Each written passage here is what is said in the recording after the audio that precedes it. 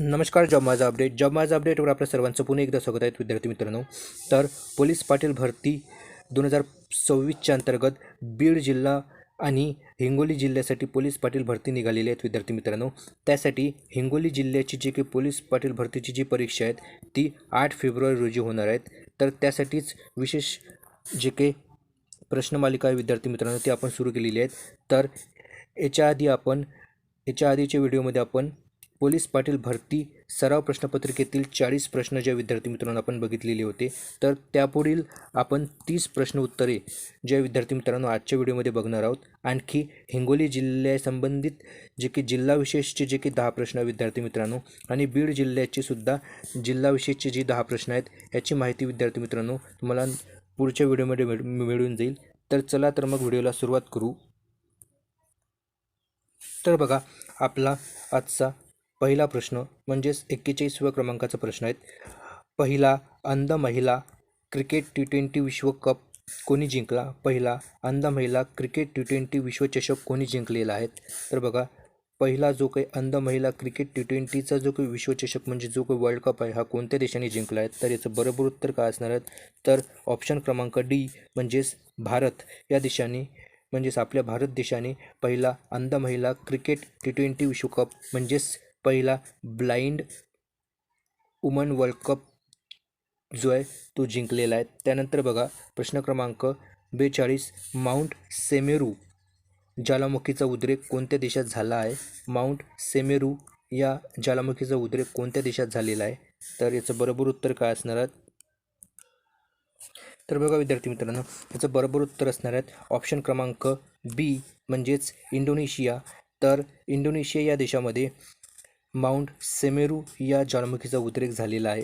त्यानंतर बघा, प्रश्न क्रमांक 43 भारतातील पहिला बंदर आधारित प्रश्न क्रमांक 43 बघा, भारतातला पहिला बंदर आधारित ग्रीन हायड्रोजन पायलट प्रकल्प कोणत्या राज्यात सुरू करण्यात आलेला आहे?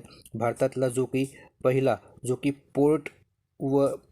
पोर्टवर स्थापित करण्यात आलेला म्हणजे जे काही समुद्र तळापाशी स्थापित करण्यात आलेल्या जो काही ग्रीन हायड्रोजन पायलट प्रकल्प आहे म्हणजेच बंदर आधारित ग्रीन हायड्रोजन पायलट प्रकल्प हा कोणत्या राज्यामध्ये सुरू करण्यात आलेला आहे?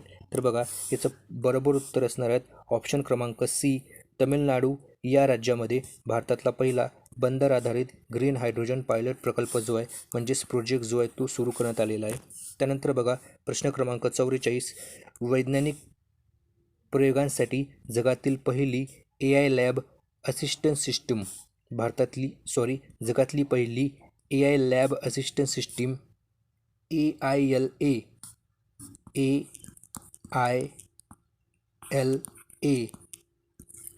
कोणी विकसित केली आहे? तर याचं बरोबर उत्तर असणार आहे IIT दिल्ली. तर IIT दिल्लीने जगातली पहिली AI lab assistant system AILA नावाची जगातली पहिली AI असिस्टंट लॅब सिस्टीम जी आहे ही भारतातनी विकसित करण्यात आलेली आहेत. भारतातील IIT दिल्ली यांनी जगातली पहिली AI असिस्टंट सिस्टीम जी आहे ती विकसित केलेली आहे. त्यानंतर बघा, प्रश्न क्रमांक 45 RBIच्या मते कोणत्या राज्यात सर्वाधिक UPI व्यवहार होतात? बघा, RBIच्या नवीन आकडेवारीनुसार बघा विद्यार्थी मित्रांनो, RBIच्या नवीन आकडेवारीनुसार भारतामध्ये कोणत्या राज्यामध्ये सर्वात जास्त UPIचे जे आहे म्हणजे UPI जे आपण वापरतो UPIच्या माध्यमातून जे काही आपण पेमेंट करतो विद्यार्थी मित्रांनो वेगवेगळ्या ॲपच्या माध्यमातून जसं की पेटीएम आहेत किंवा भीम ॲप आहेत याच्या माध्यमातून जे आपण UPI जे काही ID असते या UPIच्या माध्यमातून जे पेमेंट करतो आपण ह्या UPI पेमेंटचा सर्वात जास्त वापर कोणत्या राज्यामध्ये होतो? तर बघा, याचं बरोबर उत्तर असणार आहे ऑप्शन क्रमांक सी तेलंगणा या राज्यामध्ये सर्वात जास्त UPIचे व्यवहार जे विद्यार्थी मित्रांनो ते होतात. त्यानंतर बघा, प्रश्न क्रमांक 46 ग्लोबल फिनटेक फेस्ट 2025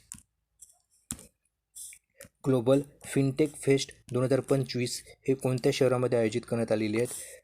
तर ग्लोबल फिनटेक फेस्ट 2025चं जे आयोजन आहे विद्यार्थी मित्रांनो हे आपलं बरोबर उत्तर असणार आहे ऑप्शन क्रमांक सी म्हणजेच मुंबई या शहरामध्ये ग्लोबल फिनटेक फेस्ट 2025चं जे आहे ते विद्यार्थी मित्रांनो ते आयोजित करण्यात आले आहेत. त्यानंतर प्रश्न क्रमांक 47 2026च्या ऑस्कर पुरस्कारासाठी भारताकडून अधिकृत प्रवेशिका म्हणून कोणत्या चित्रपटाची निवड झालेली आहे? 2026चा जो काही ऑस्कर पुरस्कार आहेत विद्यार्थी मित्रांनो, 2026 साली जो काही ऑस्कर पुरस्कार मिळणार आहेत त्यासाठी भारतातर्फे कोणती फिल्म जी आहे ते नॉमिनेट झालेली आहेत? तर बघा, यापैकी आपलं बरोबर उत्तर असणार आहेत ऑप्शन क्रमांक बी, म्हणजेच होमबाउंड. होमबाउंड जी फिल्म आहेत विद्यार्थी मित्रांनो भारताची, होमबाउंड हे जो काही चित्रपट आहे विद्यार्थी मित्रांनो हा 2026च्या ऑस्करसाठी भारताकडून नॉमिनेट झालेला आहेत किंवा नामांकित झालेला आहेत. त्यानंतर बघा प्रश्न क्रमांक 48. त्यानंतर बघा प्रश्न क्रमांक 48. प्रश्न क्रमांक 48 पासून पुढे जे काही उरलेले प्रश्न असणार आहेत विद्यार्थी मित्रांनो हे गणित आणि बुद्धिमत्ता या विषयावर आधारित असतील. तर प्रश्न क्रमांक 48 आहेत 23,474 ही जी संख्या ही नेमकी कोणत्या संख्येने भाग जाते? तर बघा विद्यार्थी मित्रांनो ते 4 ऑप्शन दिलेले आहेत.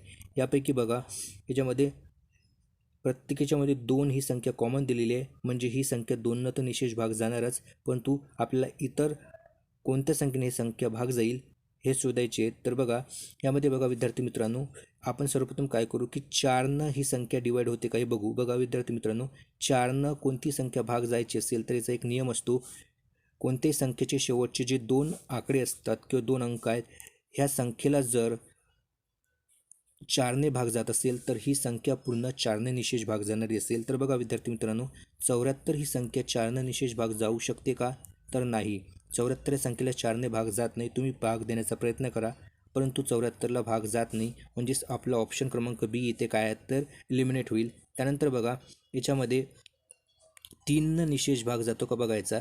प्रत्येकी संख्या जर आपण प्रत्येक संख्या म्हणजे पूर्ण संख्येला भाग दिला तर वेळ जाईल, परंतु बघा याची जे की प्रत्येक संख्येची जी बेरीज असते विद्यार्थी मित्रांनो एक नियम आहे, 3 किंवा 9ने कोणत्याही संख्येला जर भाग जायचा असेल तर जी की संख्या असते त्या संख्येतील अंकांची जर आपण बेरीज केली आणि ती बेरीज जर 3ने भाग जात असेल त्या बेरजेला तर ती संख्यासुद्धा 3ने किंवा 9ने भाग जाणारी असेल.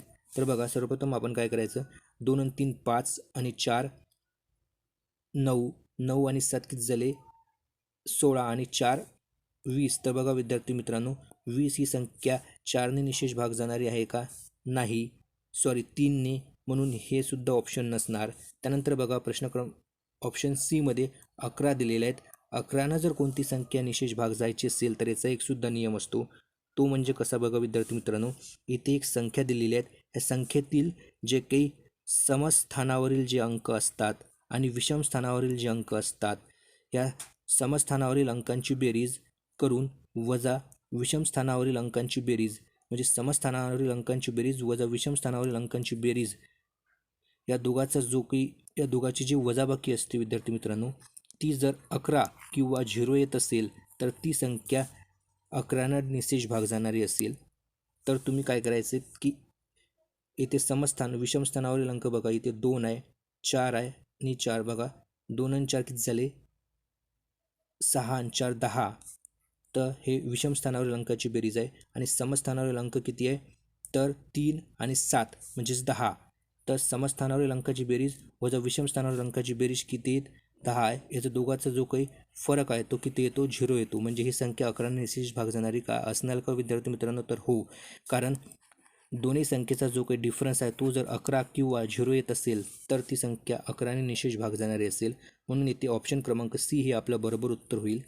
त्यानंतर बघा इथे बघा विद्यार्थी मित्रांनो इथे आपलं फक्त प्रश्न सॉल्व करण्याचा प्रयत्न नसणार, तर प्रत्येक प्रश्नामागं तुम्हाला एक कन्सेप्ट सांगणेसुद्धा असणार आहेत, म्हणजेच तुम्हाला कोणत्याही प्रकारचा जर प्रश्न आला तर तो तुम्हाला सोडवता येईल, त्याच्यामुळे तुम्ही हा व्हिडिओ पूर्ण. त्यानंतर बघा विद्यार्थी मित्रांनो प्रश्न क्रमांक 49. प्रश्न क्रमांक 49मध्ये बघा हे एक सरळरूप प्रकारचं प्रश्न आहेत. 3.8 अधिक कंसामध्ये 8.4 भागिला 4.1 गुणिला 2 वजा 4 गुणिला 3/1.2 ही दिले आहेत, याची आपल्याला किंमत शोधायची आहे. तर बघा विद्यार्थी मित्रांनो सर्वप्रथम काय करत असतो आपण, सर्वप्रथम कंस सोडवायचा प्रयत्न करत असतो. कंसमध्ये जर बघा 4.1ने 8.2ला निशेष 2नी भाग जातो आणि 2नी भाग गेल्यानंतर 2 गुणिला पुन्हा बघा इथे गुणाकाराचं चिन्ह आहे म्हणून 2 गुणिला 2 4. तर कंसातील जे उत्तर असेल ते आपलं 4 येईल, वजा इथे 4 गुणिला 3 भागिला 1.2 आहेत, तर बघा विद्यार्थी मित्रांनो, 1.2ला 3ने जर आपण भाग द्यायचा प्रयत्न केला तर 3ने 12ला कितीचा भाग जातो? 4चा भाग जातो. परंतु बघा विद्यार्थी मित्रांनो, हे 12 नसून काय तर 1.2 आहे, म्हणून इथं काय करायचं की यालासुद्धा पॉईंट द्यायचा, म्हणजे 0.4 येईल. तर बघा 0.4ने पुन्हा 4ला कितीचा भाग जाईल? पुन्हा याला 10चा भाग जाईल, कारण याच्यात 10 पट आहेत. म्हणजेच इथं काय तर विद्यार्थी मित्रांनो, इथे 10 येईल. म्हणजेच इथे 4 वजा 10 आणि इथे किती आहे विद्यार्थी मित्रांनो? 3.8. हे काय तर हे पण बेरजेत आहे. म्हणजेच 4 अधिक 3.8 होईल. म्हणजेच 4 आणि 3 7 होईल. 7.8 म्हणजेच काय तर विद्यार्थी मित्रांनो, इथे 7.8 होईल. हे तर 7.8 वजा 10 जर केलं आपण तर हे किती येते? 2.2. परंतु 2.2 कसं? कारण इथे बघा मोठी संख्या जी आहे ते वजामध्ये असल्यामुळे यालासुद्धा काय तर वजाचं चिन्ह लागेल. म्हणजे आपलं ऑप्शन क्रमांक डी हे आपलं बरोबर उत्तर असणार आहे. त्यानंतर बघा प्रश्न क्रमांक 50. एक्सचे मूल्य इथे आपल्याला शोधायचे आहेत. बघा जिथे 45 गुणिला एक्स बरोबर 900च्या 25% आहेत, तर इथं आपल्याला एक्सचं मूल्य काय तर काढायचे आहेत. बघा विद्यार्थी मित्रांनो, आता आपण सर्वप्रथम जसं प्रश्न दिला आहे तशा प्रकारे मांडणी करून घेऊ. 45 गुणिला एक्स बरोबर 900चे 25%. 900चे 25% म्हणजेच किती? 900च्या 1/4 म्हणजे त्याचा चौथा हिस्सा, म्हणजेच किती येतील? 900चे 25% याचा चौथा हिस्सा 225. तर बघा 900चे 25% किती येते विद्यार्थी मित्रांनो? तर 225 इतके येते. तर बघा प्रथम काय करायचं की ह्या 45ला इकडे ट्रान्सफर करायचं, म्हणजे ऑटोमॅटिकली हे भागाकारात जाईल. आणि 45ने मग काय तर 225ला भाग द्यायचा प्रयत्न करायचा. तर बघा 45ने 225ला 5ने निशेष भाग जातो. म्हणजेच एक्सचं जे उत्तर असेल ते आपलं विद्यार्थी मित्रांनो काय असणार आहेत? तर ऑप्शन क्रमांक डी म्हणजेच 5 हे उत्तर असणार आहेत. त्यानंतर बघा प्रश्न क्रमांक 51. जर एखाद्या संख्येच्या 85%मध्ये 75 मिळवले तर परिणाम ती संख्या येते, तर ती संख्या शोधायची आहे. बघा सपोज उदाहरणार्थ बघा विद्यार्थी मित्रांनो, अशा प्रकारच्या प्रश्नामध्ये सर्वप्रथम आपण एक्स जी असेल ती संख्या असेल उदाहरणार्थ, तर ह्या एक्स ह्या संख्येच्या 85% म्हणजेच काय असेल?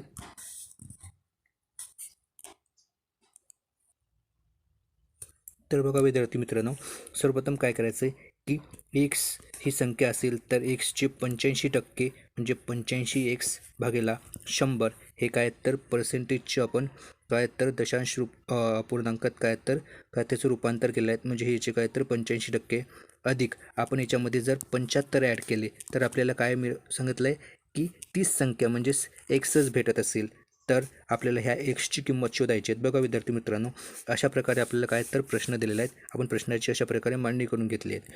तर बघा यामध्ये बघा सर्वप्रथम काय करायचं आहे आपल्याला, 100ने या 75ला आपण याचा तिरपा गुणाकार केला असता 7500 येते. म्हणजेच बघा इथे 85 एक्स अधिक 75नं 100नं गुणलं असता 7500 येते बरोबर भागेला 100 बरोबर किती आहेत? एक्स आहे. हे 100 जर तिकडे ट्रान्सफर केले तर हे काय विद्यार्थी मित्रांनो? 100 एक्स होतील. 100 एक्स म्हणजे इथून हे 100 काढले. त्यानंतर काय करायचं आहे बघा, हे 85 जे विद्यार्थी मित्रांनो हे इकडे ट्रान्सफर केले आपण कुठे? डाव्या साईडला, तर काय तर ते वजाबाकीमध्ये जाईल. म्हणजे 100मधून 85 सरळ सरळ काय इथं वजा होईल. 100मधून 85 वजा झाले असते किती होईल विद्यार्थी मित्रांनो? आपल्याला 15 प्राप्त होईल. म्हणजेच काय? 15 एक्स बरोबर हे काय येईल? बरोबरच्या चिन्हाच्या नंतर 7500. त्यानंतर पुन्हा हे 75ला आपण 15ला इकडे ट्रान्सफर केलेलं असता इकडे 15 हे भागाकारच जाईल. म्हणजेच 15नं 75ला निशेष 5ने भाग जातो. म्हणजेच काय येईल विद्यार्थी मित्रांनो? येथे एक्सची किंमत किती येईल? तर 500 निघेल. म्हणजेच इथं एक्स आपला काय निघणार आहेत? तर 500 असणार आहेत. म्हणजे ऑप्शन क्रमांक ए हे आपलं बरोबर उत्तर असणार आहेत. त्यानंतर बघा प्रश्न क्रमांक 52. त्यानंतर बघा विद्यार्थी मित्रांनो, प्रश्न क्रमांक 52. एका संख्येत प्रथम आपण 30% वाढ केली आणि नंतर पुन्हा 25% कमी केली जाते आणि नंतर पुन्हा 25%ची वाढ केली जाते, तर त्या संख्येतील वाढ किंवा घट किती टक्के आहेत ते शोधायचे आहेत. तर बघा याच्यामध्ये सर्वप्रथम बघा विद्यार्थी मित्रांनो, 30% आपण वाढ केली. म्हणजेच काय, सपोज एखादी संख्या 10 असेल तर ती संख्या आपण 13 पकडली, 10पैकी 13 झाली, म्हणजेच त्या संख्येमध्ये आपण काय तर 30% वाढ केली. पुन्हा ही संख्या प्राप्त झाली आपल्याला. ह्या संख्येमध्ये पुन्हा 25% कमी झाली, म्हणजेच किती होईल तर 25% म्हणजेच किती बघा विद्यार्थी मित्रांनो, 100 ही संख्या असेल, 100पैकी 25 कमी झाले तर 75 येईल. 75 भागेला 100 येईल. त्यानंतर पुन्हा ही जी संख्या प्राप्त झाली यामध्ये पुन्हा 25%ची वाढ केली, म्हणजेच 125 भागेला 100, 100पैकी 125 झाली. बघा याला 25ने निशेष भाग जातो 3चा आणि याला 4चा, पुन्हा याला 5चा आणि याला 4चा, म्हणजेच ही संख्या कशा प्रकारे प्राप्त होईल बघा विद्यार्थी मित्रांनो, आपल्याकडे 13 भागेला 10 गुणेला 3 भागेला 4 गुणेला 5 भागेला 4. तर अशा प्रकारे काय तर आपल्याला काय तर अशी गणिताची मांडणी मिळेल. तर बघा याच्यामध्ये 5ने पुन्हा 10ले निशेष 2चा भाग जातो. पुन्हा बघा वरील संख्येचा गुणाकार केला असता 39 प्राप्त होते आणि खालील संख्येचा गुणाकार केला असता आपल्याला 32 प्राप्त होते. म्हणजेच काय तर ती संख्या काय आहे विद्यार्थी मित्रांनो, 39 भागेला 32 ही झाली. म्हणजेच बघा सुरुवातीला ती संख्या आपल्याला काय तर 32 होती, नंतर ती याच्यामध्ये 30% वाढ, 25% कमी आणि पुन्हा 25% वाढ होऊन ती संख्या 39 झाली. म्हणजेच यामध्ये वाढ किती झाली विद्यार्थी मित्रांनो, या सर्व प्रोसेसनंतर 7ची वाढ झालेली आहे. म्हणजेच काय तर आपल्याला ही जी 7 भेटलेली आहेत 32पैकी, तर ही जी वाढ आहे ही वाढ किती टक्के आहे याच्यामध्ये, तर बघा विद्यार्थी मित्रांनो 32ने आपण जर याला निशेष भाग दिला तर बघा याचे 32 दोन्ही 64 म्हणजे 6.4 हे काय तर याची 20% येतील. पुन्हा याला आपण 32 म्हणजेच काय तर याचे किती 10% म्हणजे 3.2 आणि याचं 1% म्हणजे किती असेल तर याचे 0.32 येईल. 0.32 म्हणजे 6 किती 72 प्राप्त होते आपल्याला.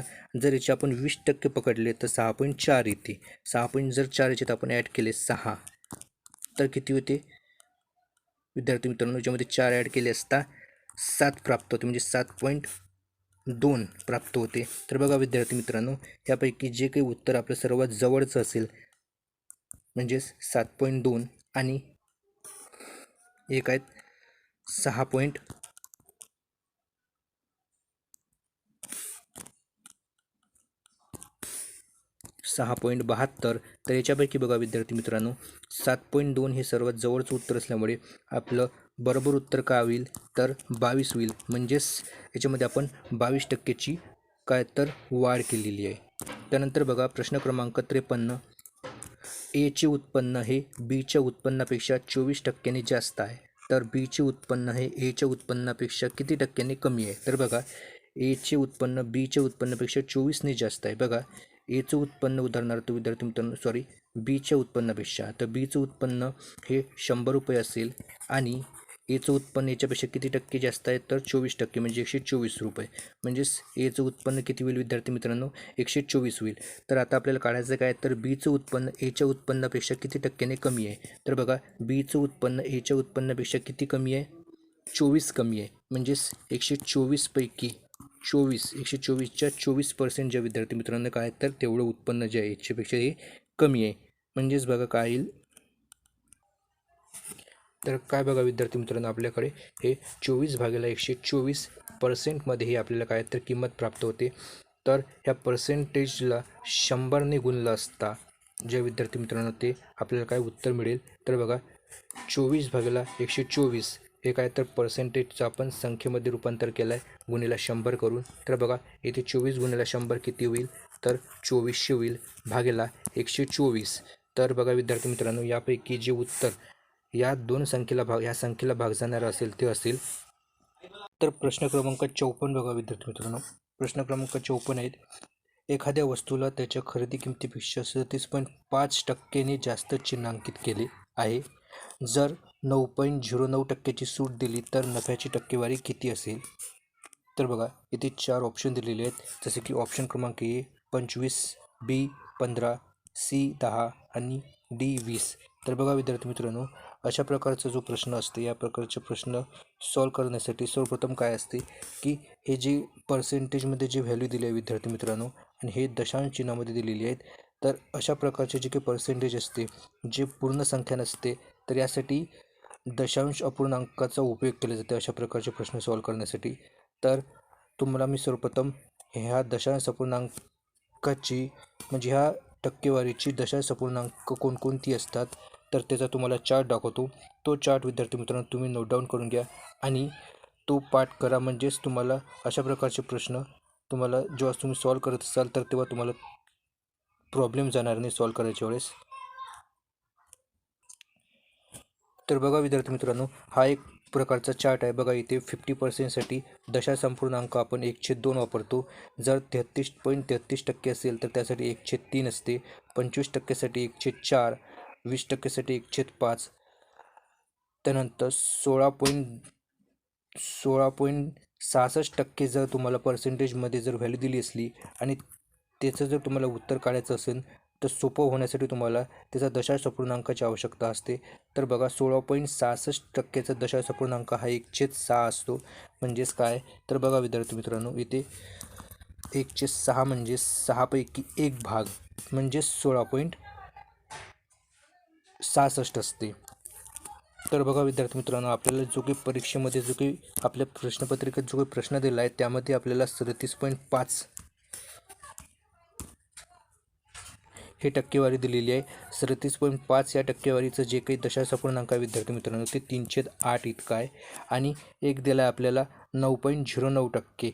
9.09% म्हणजे बघा विद्यार्थी मित्रांनो हे काय असते तर बघा हे जे आहेत 1/11%. बघा 9.09% म्हणजेच 1/11 हा दशांश अपूर्णांक जो विद्यार्थी मित्रांनो तो वापरला जातो त्या टक्केवारीसाठी.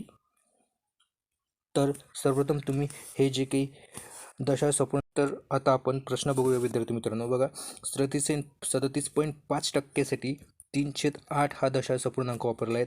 म्हणजेच बघा खरेदी किंमत जी आहे ती 37.5%नी जास्त चिन्हांकित केली. म्हणजे काय तर ती किंमत पहिल्यांदा 8 होती आणि ती 37.5 जास्त म्हणजे 3 जास्तनं काय घेते तर मार्क केली आहे. म्हणजे 8 आणि 3 किती होईल विद्यार्थी मित्रांनो 11. तर म्हणजेच ती मार्कअप प्राईस काय असेल त्याच्यावरील चिन्हांकित प्राईस ती 11/8 असेल. आणि त्याच्यावर विद्यार्थी मित्रांनो या किमतीवर 9.09%ची सूट दिली. 9.09% म्हणजेच काय असते त्याचा दशांश अपूर्णांक असते 1/11 म्हणजे 11पैकी 1 ची सूट त्याला दिली. 11पैकी 1 ची सूट दिली म्हणजे ती वस्तू कितीची होईल विद्यार्थी मित्रांनो 11मधून 1 गेला असता 10ची म्हणजेच ती 10ची वस्तू होईल भागेला 11. तर 11 10 11 असं ते काय विद्यार्थी मित्रांनो ते फ्रॅक्शन व्हॅल्यू होईल. त्यानंतर बघा विद्यार्थी मित्रांनो इथे काय तर या प्रश्नानुसार आपण इथे प्रश्नाची मांडणी जी आहे ते गणितामध्ये केलेली आहे. तर आपल्याला इथे सूट काय तर आपल्याला इथं नफा किती भेटला ते काढायचे. सर्वप्रथम बघा अशी मांडणी केल्यानंतर आपली इथे 11 कॅन्सल होईल आणि 10/8 म्हणजेच काय असतं ते 5/4 आहे. म्हणजे ती वस्तू जी आहे विद्यार्थी मित्रांनो ते 4 होती आणि ती झाली किती 5 झाली. म्हणजे वाढ किती झाली 1ची वाढ कितीवर झाली विद्यार्थी मित्रांनो 4 होती 4पासून 1 जास्त वाढला म्हणजे 4वर 1ची वाढ झाली. म्हणजे किती टक्के आहेत तर ते 25%. म्हणून उत्तर असेल आपलं ऑप्शन क्रमांक ए 25%. अशा प्रकारे विद्यार्थी मित्रांनो तुम्हाला जर प्रश्न अशा प्रकारे पर्सेंटेज दिला असेल म्हणजे पॉईंटमध्ये तर ते सोपं करण्यासाठी सर्वप्रथम तुम्हाला त्याला दशांश अपूर्णांकामध्ये त्याला कन्वर्ट करायचं असते. त्याच्यामुळे तुम्ही तो जो चार्ट आहे विद्यार्थी मित्रांनो तो पाठ करून ठेवायचा आहे. त्यानंतर बघा प्रश्न क्रमांक 55 मुद्दलावर 10% वार्षिक व्याजदराने 6 महिन्यासाठी मिळणारे सरळ व्याज जर 100 रुपये असेल तर मुद्दल किती असेल. तर बघा 6 महिन्यासाठी 100 रुपये व्याज भेटत असेल 10% व्याजदराने. म्हणजेच बघा विद्यार्थी मित्रांनो एका वर्षासाठी 10% देत आहेत तर 6 महिने किती आहेत तर 6 महिन्यासाठी मग किती होईल विद्यार्थी मित्रांनो तर ते 5% होईल. कारण एका वर्षामध्ये किती 12 महिने असतात. 12 महिन्यासाठी 10% व्याज आहे. त्यापैकी 6 महिन्यासाठी आपल्याला व्याज इथे त्यांनी काय 100 रुपये दिला आहे. तर बघा 10% एका वर्षाचा असेल तर 6 महिन्याचा 5%. 6 महिन्याचा 5% आहेत. म्हणजेच ही जी 100 रुपयाची किंमत आहे विद्यार्थी मित्रांनो हे 5%ची किंमत आहे. म्हणजेच काय तर याची 1% किती होईल 20 रुपये. 1% 20 रुपये होईल तर याचे 100% किती होईल गुणिले 100 म्हणजेच 2000. तर उत्तर काय आलं विद्यार्थी मित्रांनो, तर आपलं जे मुद्दल असेल ते ऑप्शन क्रमांक बी म्हणजेच 2000 रुपये असेल. त्यानंतर बघा प्रश्न क्रमांक 56, जर 1000 रुपये 2 वर्षासाठी वार्षिक 12.5% व्याजदराने सरळ व्याजदराने गुंतवले असतील तर एकूण रक्कम किती होईल. सरळ व्याज किती विद्यार्थी मित्रांनो, वार्षिक 12.5%. 2 वर्षाचं किती होईल मग, एका वर्षाचं 12.5 तर 2 वर्षाचं 25%, म्हणजेच 25% व्याज जो याच्यावर लागेल. तर 1000चे 25% किती होईल, 250. आणि याला आपल्याला एकूण रक्कम काढायची आहे, तर 1000 रुपये दिलेले आहेत, तर प्लस 1000 म्हणजेच 1250 रुपये. हे आपलं बरोबर उत्तर येईल ऑप्शन क्रमांक बी. त्यानंतर बघा प्रश्न क्रमांक 57, घनाचा एक कडा 4 सेंटीमीटर असल्यास त्याचे घनफळ किती. बघा विद्यार्थी मित्रांनो, एक घन असतो. घन म्हणजे काय, तर एक 3D डायग्राम असते, एक 3D शेप असतो, एक 3D शेप ज्याची बाजू सर्व बाजू जे आहेत ते सारखे असतात त्याला आपण घन असं म्हणतो. ज्याच्या सर्वच्या सर्व बाजू सारख्या असतात तो असतो घन. तर घनाचं घनफळ जर काढायचं असेल तर एक सूत्र असते त्याचं, ते असते बाजूचा घातांक 3 असते, तेच असते घनफळ त्याचंवालं. तर बघा याच्यामध्ये आपल्याला 4 सेंटीमीटर बाजू दिली आहे, तर याचं घन काढावं लागेल आपल्याला, म्हणजेच 4चा घातांक 3. 4चा घातांक 3 म्हणजेच किती असते, तर याचं उत्तर असेल ऑप्शन क्रमांक सी आपलं 64 घन सेंटीमीटर. म्हणजेच एका घनाचा कडा जर 4 सेंटीमीटर असेल तर त्याचं घनफळ हे 64 असेल. त्यानंतर बघा प्रश्न क्रमांक 58. प्रश्न क्रमांक 58 आहे, आयताचे क्षेत्रफळ जर 60 चौ सेंटीमीटर असेल व त्याची लांबी जर 12 सेंटीमीटर असेल तर त्याची रुंदी किती. तर बघा विद्यार्थी मित्रांनो, आपल्याला माहीत आहे की आयताच्या क्षेत्रफळाचं जे सूत्र असते ते असते लांबी गुणिले रुंदी, बरोबर काय असते, आयताचं क्षेत्रफळ असते. तर बघा आयताचं क्षेत्रफळ आपल्याला 60 दिलं आहे, लांबी आपल्याला दिलेली नाही काढायची आहे, लांबी दिलेली आहे 12 आणि रुंदी आपल्याला काढायची आहेत. तर बघा हे जे 12 आहे विद्यार्थी मित्रांनो, रुंदी काढायची असेल तर इकडे आपण ट्रान्सफर केले असता 60/12 म्हणजेच किती, तर 5, म्हणजेच रुंदी किती येईल, 5 येईल. त्यानंतर बघा प्रश्न क्रमांक 59, x - 2 गुणिले x + 2, तर याचं उत्तर काय येईल. तर बघा विद्यार्थी मित्रांनो इथे त्यानंतर प्रश्न क्रमांक 59वा प्रश्न आहे, x - 2 गुणिले x + 2, तर याचं उत्तर काय असेल. तर बघा विद्यार्थी मित्रांनो, यासाठी एक डायरेक्ट फॉर्म्युला आहे, ते आहेत a - b गुणिले a + b. जर आपल्याला दिलेलं असेल तर त्याचं उत्तर असते a वर्ग वजा b वर्ग, a वर्ग वजा b वर्ग. याचं सूत्र a वजा b अधिक a अधिक b दिलेलं आहे. म्हणजेच काय असेल विद्यार्थी मित्रांनो, याच्यामध्ये x हा a आहे आणि 2 जे आहे हे b असेल, म्हणजेच इथं x वर्ग येईल वजा 2 वर्ग येईल.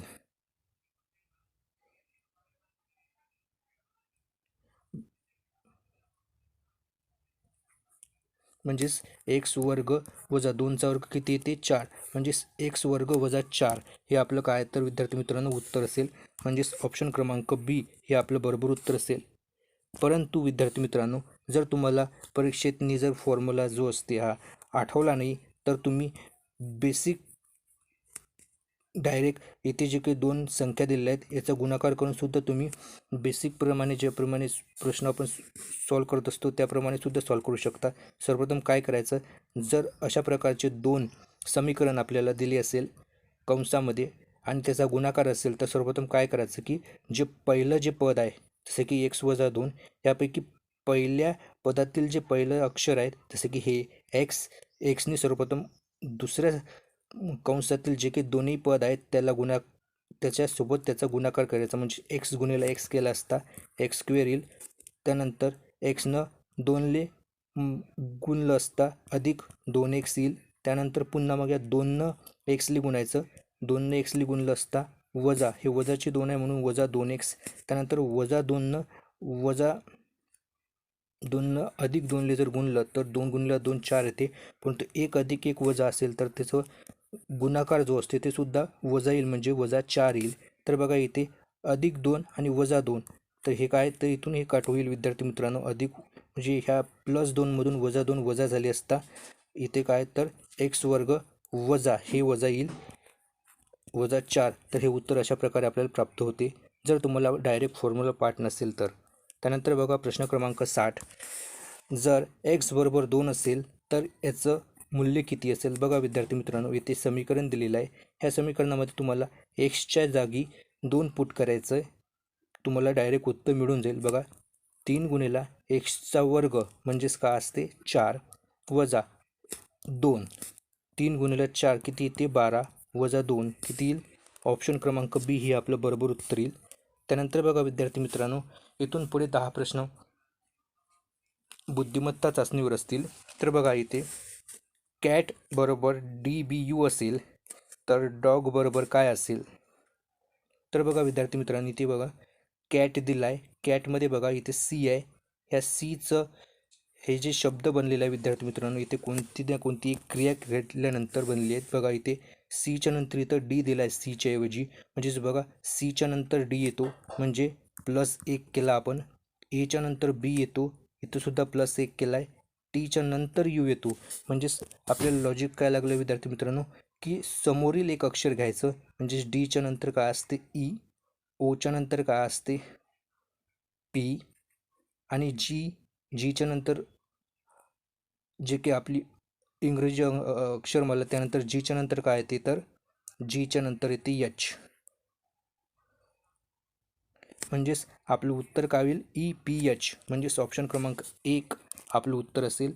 त्यानंतर बघा जर दक्षिण बरोबर उत्तर असेल, उत्तर बरोबर पूर्व असेल तर सूर्य कोणत्या दिशेला उगवतो. तर बघा विद्यार्थी मित्रांनो, आपल्याला माहिती आहे सूर्य पूर्व दिशेला उगवतो, म्हणजेच पूर्व दिशासाठी जो वापरला आहे उत्तर, म्हणजे पूर्व दिशेसाठी जे दिशा वापरलेली आहे ते उत्तर असेल आपलं. बघा इथे पूर्व म्हणजेच काय दिलं आहे उत्तर दिलेलं आहे, म्हणजेच आपलं उत्तर काय होईल ऑप्शन क्रमांक ए उत्तर होईल.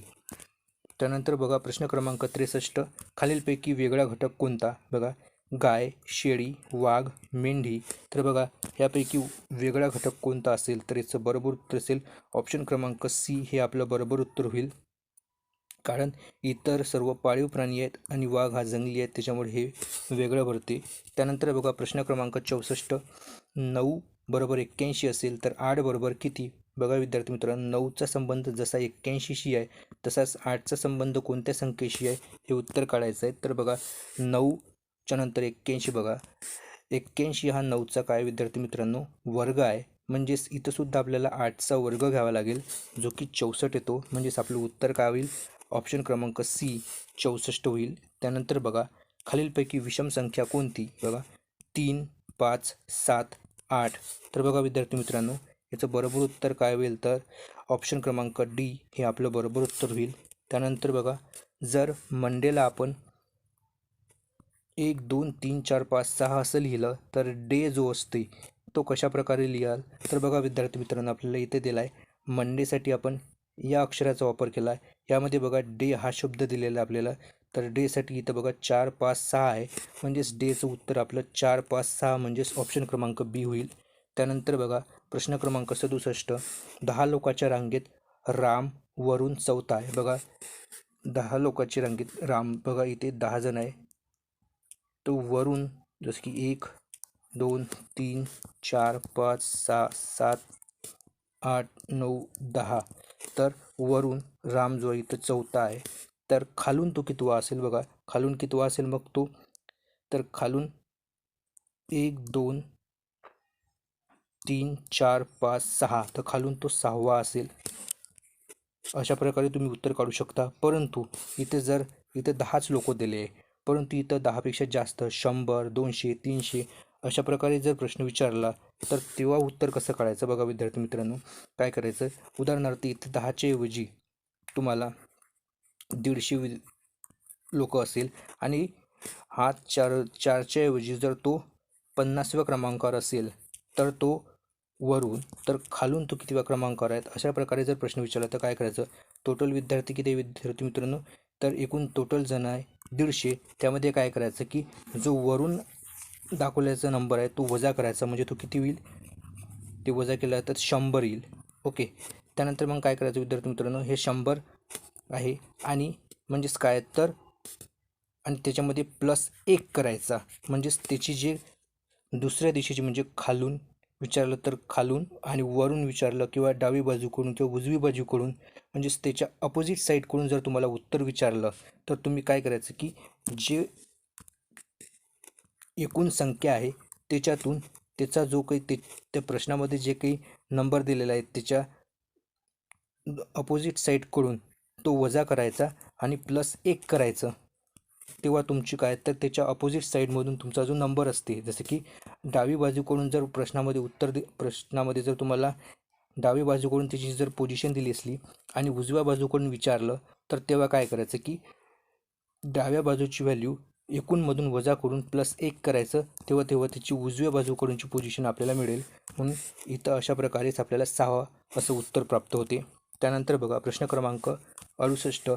जर प्लस म्हणजे गुणाकार असेल, गुणाकार म्हणजे वजा असेल, तर ह्या समीकरणाची किंवा ह्या गणिताची किंमत काय असेल? बघा विद्यार्थी मित्रांनो, सर्वप्रथम काय करायचं की ह्यामध्ये जे चिन्ह दिलं आहे ह्या चिन्हानुसार आपल्याला प्रश्नाचं उत्तर काढायचं नाही, तर प्लसच्या ऐवजी इथं काय गुणाकार आहे, म्हणजे प्लसच्या ऐवजी आपण इथं गुणाकार घ्यायचा 4 आणि गुणाकाराऐवजी इथं वजा म्हणजेच वजा येते किती 2. आता याचं उत्तर काढायचं आहे तर बघा 6 चोक 24 येते आणि 24मधून 2 वजा करायचे, त्याचं उत्तर काय होईल विद्यार्थी मित्रांनो? तर ऑप्शन क्रमांक डी होईल. इथे 22 आहे तर 22 हे आपलं बरोबर उत्तर होईल. त्यानंतर बघा ईस्ट हा शब्द आपण 1 2 3 4 लिहिला, तर वेस्ट हा शब्द कसा लिहाल? तर बघा ईस्टसाठी बघा विद्यार्थी मित्रांनो आपण 1 2 3 4 लिहिलं, तर बघा ईस्टच्या विरुद्ध दिशा कोणती विद्यार्थी मित्रांनो? वेस्ट आहे. जर ईस्टसाठी जर आपण अशा प्रकारे शब्दाची मांडणी केली, अंकांची मांडणी केली, तर याच्या विरुद्ध दिशा असल्यामुळे याची जी मांडणी असेल हे काय तर विद्यार्थी मित्रांनो आपल्याला अपोजिट म्हणजे विरुद्ध करावं लागेल. जर 1 2 3 4 असा जर तो क्रमांक असेल तर तो आपल्याला याच्या विरुद्ध साईडनुसार 4 3 2 1 अशा प्रकारे त्याची मांडणी करावी लागेल. म्हणजेच आपल्याला काय त्याचा विरुद्ध नंबर आपल्याला काय तर प्राप्त होईल. तर म्हणजे याचं उत्तर काय होईल विद्यार्थी मित्रांनो? तर ऑप्शन क्रमांक बी हे त्याचं बरोबर उत्तर होईल. त्यानंतर बघा प्रश्न क्रमांक 70 आणि आजचा शेवटचा प्रश्न. बघा इथे एक संख्या मालिका दिली आहे. त्यानंतर बघा विद्यार्थी मित्रांनो आजचा शेवटचा प्रश्न. इथे एक संख्या मालिका दिलेली आहेत. यामध्ये बघा 4 11 29 आणि 76 दिलेलं आहेत. बघा याच्यामध्ये 4 बघा विद्यार्थी मित्रांनो 4च्या नंतर बघा इथं 11 आहेत, 11च्या नंतर 29 आहेत, 29च्या नंतर 76 आहे आणि 76च्या नंतर आपल्याला संख्या शोधायची आहेत. बघा 4च्या नंतर बघा इथे विद्यार्थी मित्रांनो एक लॉजिक लागून बघू. बघा 4 गुणिला जर आपण 3 केलं तर किती येते 12 आणि वजा 1 किती प्राप्त होते आपल्याला? 11 प्राप्त होते. बघा त्यानंतर पुन्हा 11 गुणिला 3 करायचं, 11 गुणिला 3 33 येते आणि 29साठी किती वजा करावं लागेल आपल्याला? 4, म्हणजेच गुणिला 3 वजा 4 केलं.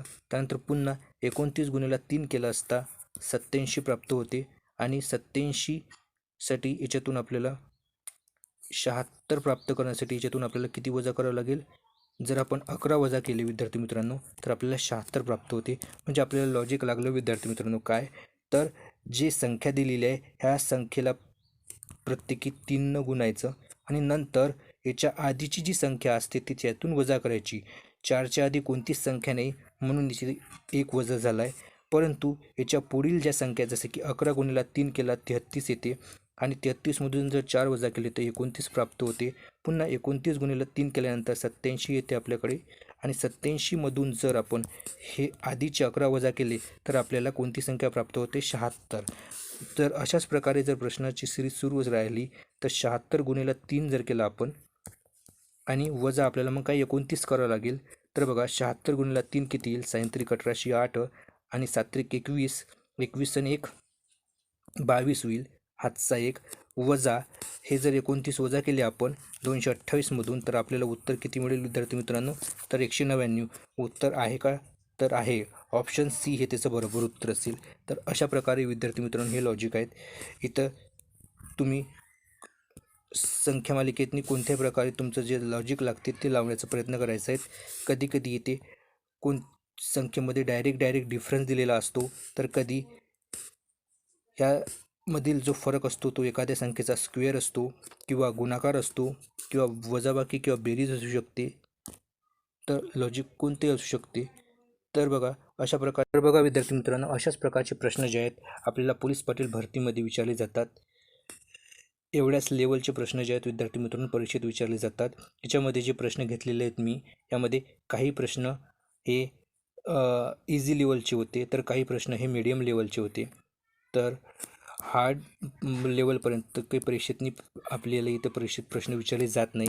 इथे जे मी प्रश्न घेतले याच्यापेक्षाही परीक्षेतनी सोपे प्रश्न विचारले जात असतात. परंतु तुम्हाला प्रॅक्टिस व्हावी जास्तीत जास्त आणि जास्तीत जास्त कन्सेप्ट क्लिअर व्हावी म्हणून मी तुम्हाला इथे अशा प्रकारचे प्रश्न घेतलेले आहेत. तर अशाच प्रकारच्या माहितीसाठी आणि हिंगोली जिल्हा पोलीस पाटील भरती आणि बीड जिल्हा पोलीस पाटील भरतीच्या तयारीसाठी चॅनलला अवश्य सबस्क्राईब करा. धन्यवाद.